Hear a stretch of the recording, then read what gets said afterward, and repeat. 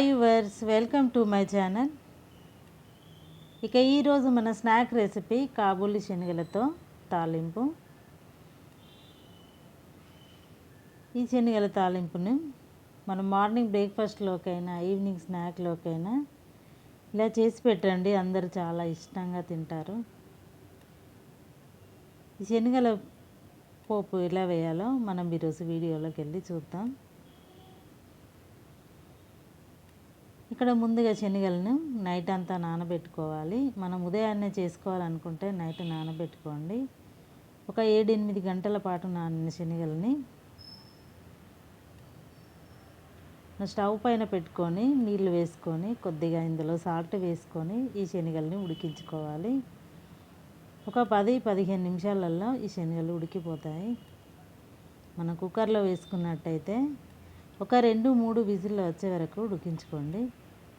ఇలా నానిన శనగలు కాబట్టి తొందరనే ఉడుకుతాయి. ఇలా ఉడికించిన శనగల్ని ఇలా నీళ్ళన్నీ వడగట్టుకోవాలి. ఇప్పుడు ఒక కడాయి పెట్టుకొని ఇందులోకి నూనెను వేడి చేసుకోవాలి. నూనె బాగా వేడెక్కాక ఇందులోకి ఆవాలు జీలకర్ర వేసుకోవాలి. ఒక 2 పచ్చిమిర్చి ఇలా కట్ చేసుకొని వేసుకోండి. ఇది ఫ్రై అయిన తర్వాత ఇందులోకి ఉల్లిపాయ వేసుకోవాలి.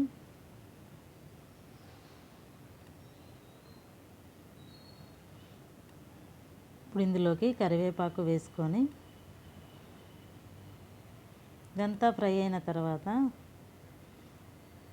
ఒక 4-5 వెల్లుల్లిని ఇలా దంచి వేసుకోండి. ఈ వెల్లుల్లి వేసుకోవడం వల్ల ఈ శనగల పోపుకు చాలా బాగుంటుంది.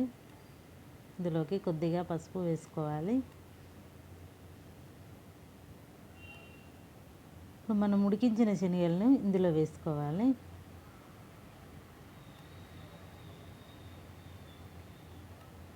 ఇలా వేసుకొని అంతా ఒకసారి బాగా కలుపుకోవాలి. ఇలా పోపు వేసుకొని తినండి, చాలా బాగుంటాయి. ఇందులోకి ఇప్పుడు కొద్దిగా సాల్ట్ వేసుకోవాలి. మనము శనగలు ఉడికించేటప్పుడు సాల్ట్ వేసుకున్నాం కాబట్టి ఇందులోకి కొద్దిగా తక్కువనే సాల్ట్ వేసుకోవాలి. ధనియాల పొడి వేసుకోవాలి. కొద్దిగా కారం వేసుకోవాలి. ఇలా వేసుకొని అంతా ఒకసారి బాగా కలుపుకున్న తర్వాత మనం ఇందులోకి సన్నగా తరిగిన కొద్దిగా కొత్తిమీరను వేసుకోండి.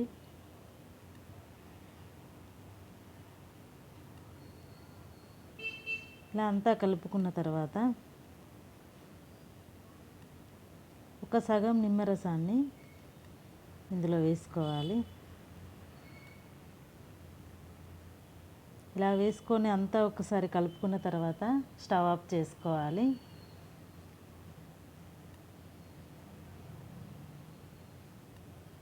మన శనగల పోపు రెడీ అయిపోయింది.